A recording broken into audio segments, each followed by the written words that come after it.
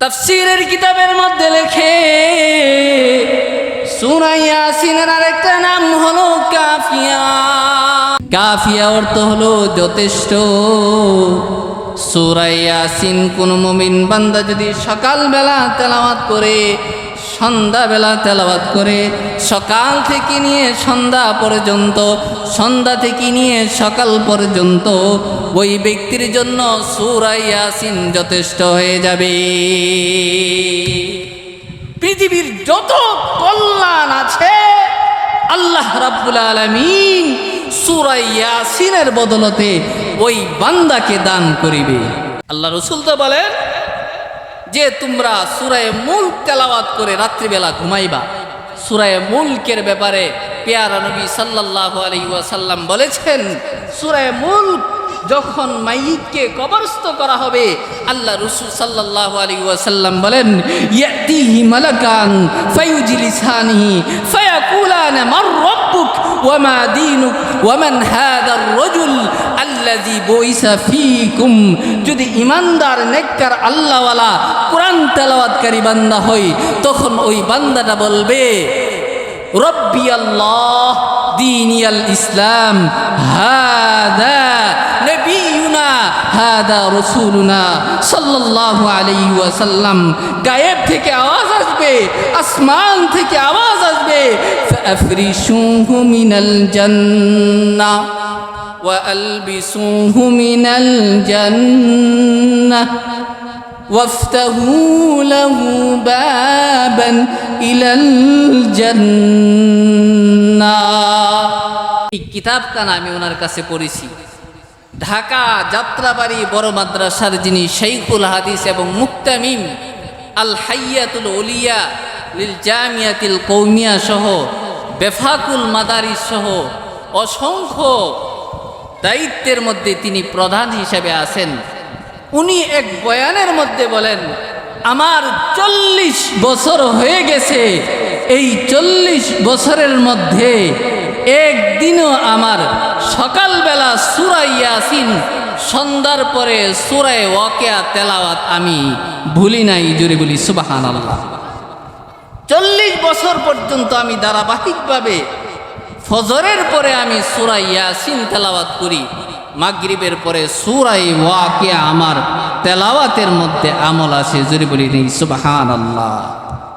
আল্লাহ রাসূল সাল্লাল্লাহু আলাইহি ওয়াসাল্লাম অত্র সূরা সম্পর্কে বলেন, সূরা ইয়াসিন কলবুল কোরআন। জোরে পড়েন সুবহানাল্লাহ।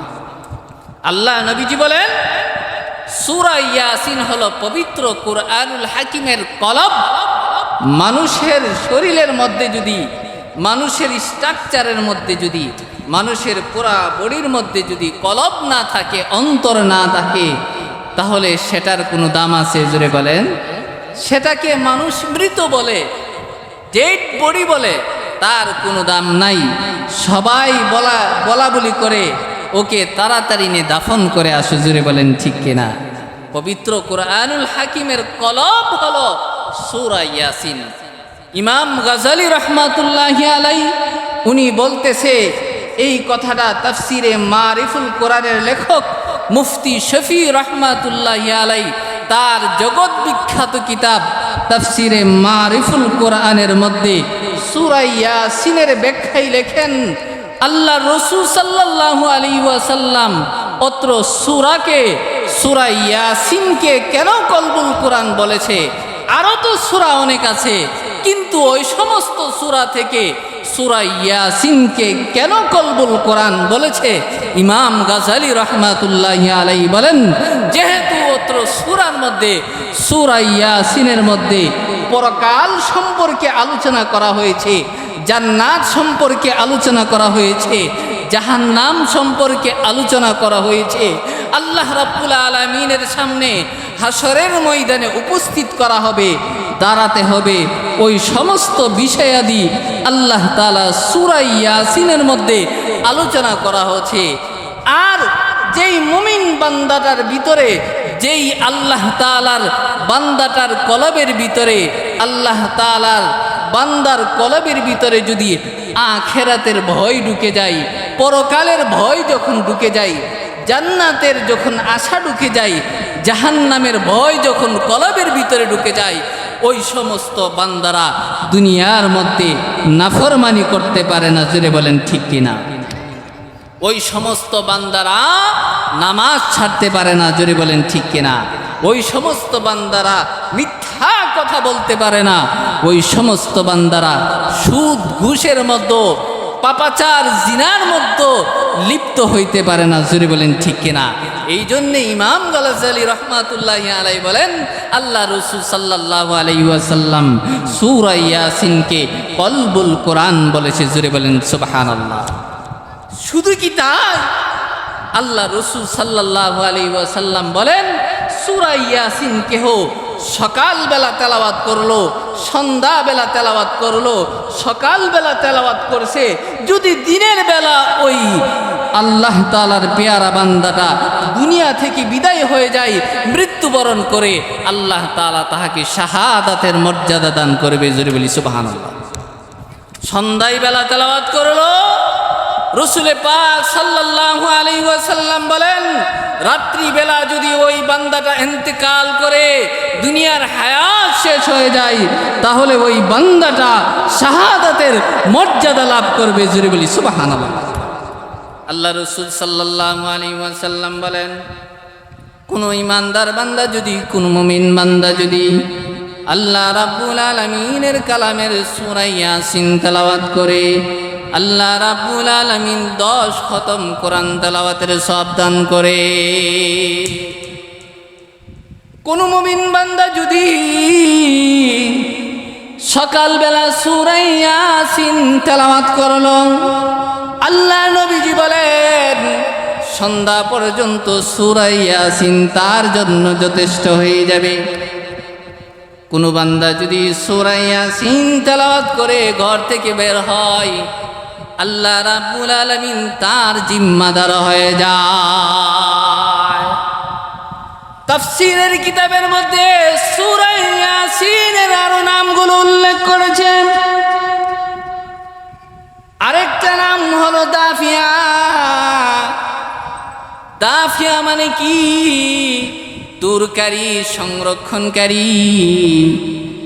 কোন মুমিন বান্দা যদি সূরা ইয়াসিন তেলাওয়াত করে, তাহলে দুনিয়ার মধ্যে যত অনিষ্ট আছে, সূরা ইয়াসিনের বদলতে সমস্ত অনিষ্ট এবং খারাপতা দূর হয়ে যাবে। তাফসীরের কিতাবের মধ্যে লেখে,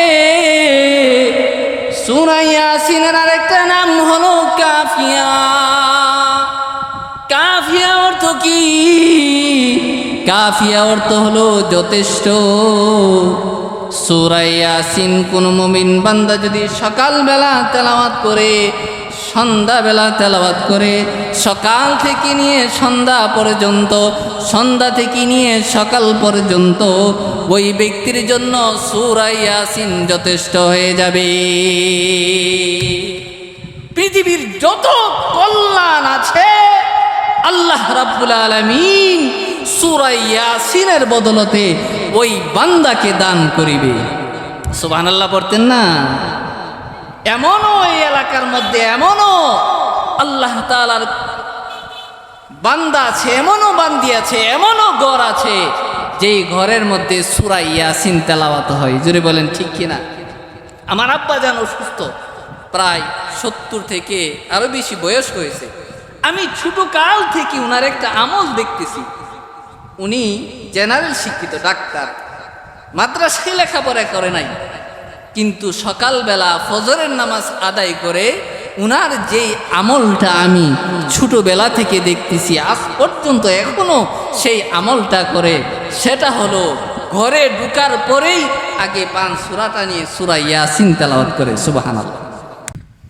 যেই ঘরের মধ্যে সূরা ইয়াসিন তেলাওয়াত করা হয়, যেই ঘরের মধ্যে সূরা ওয়াকিয়া তেলাওয়াত হয়, যেই ঘরের মধ্যে সূরা মুলক তেলাওয়াত করা হয়, আর যেই নারীটা সকালবেলা উঠে ফজরের নামাজ আদায় করে সূরা ইয়াসিন পড়ে রান্না বান্নার কাজ শুরু করে, যেই আল্লাহ তাআলার বান্দাটা সকালবেলা ফজরের নামাজ পড়ে ঘরের মধ্যে বসে সূরা ইয়াসিন তেলাওয়াত করে তার ব্যবসার জন্য বের হই, তার রিজিকের জন্য বের হই, তার চাকরির জন্য বের হই, ক্ষেত খামারের জন্য বের হই, আল্লাহ রাসূল সাল্লাল্লাহু আলাইহি ওয়াসাল্লাম বলেন পুরাটা দিন যেন সে ইবাদতে মগ্ন হয়ে গেল। সুবহানাল্লাহ।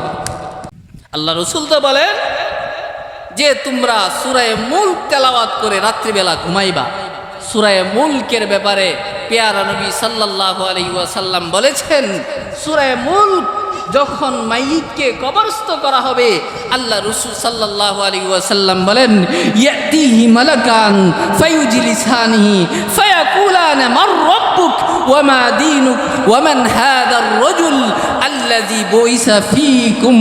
যদি ঈমানদার নেককার আল্লাহওয়ালা কোরআন তেলাওয়াতকারী বান্দা হয়, তখন ওই বান্দাটা বলবে রব্বি আল্লাহ দীনিয়াল ইসলাম হাদা নবিয়ুনা হাদা রাসূলুনা সাল্লাল্লাহু আলাইহি ওয়াসাল্লাম।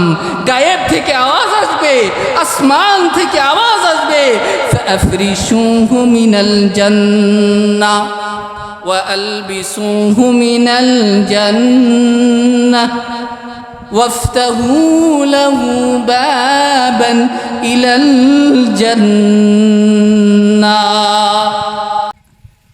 আমার বান্দার জন্য জান্নাতি বিছানা বিছায়া দাও, জান্নাতি পোশাক পরিধান করিয়া দাও, জান্নাতের সাথে রাস্তা করিয়া দাও। জোরে বলি সুবহানাল্লাহ।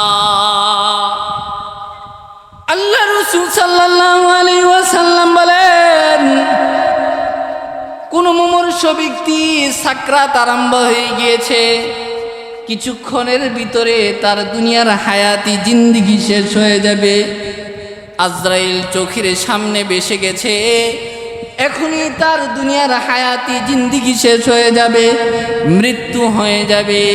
নবী পাক সাল্লাল্লাহু আলাইহি ওয়াসাল্লাম বলেন ওই মুমূর্ষ ব্যক্তির পাশে যদি বসে বসে সূরা ইয়াসিন তেলাওয়াত করা হয়, বিশ্ব নবীজি বলেন ওই মাইয়িত ব্যক্তির কষ্টকে আল্লাহ তাআলা সহজ করে দিবে,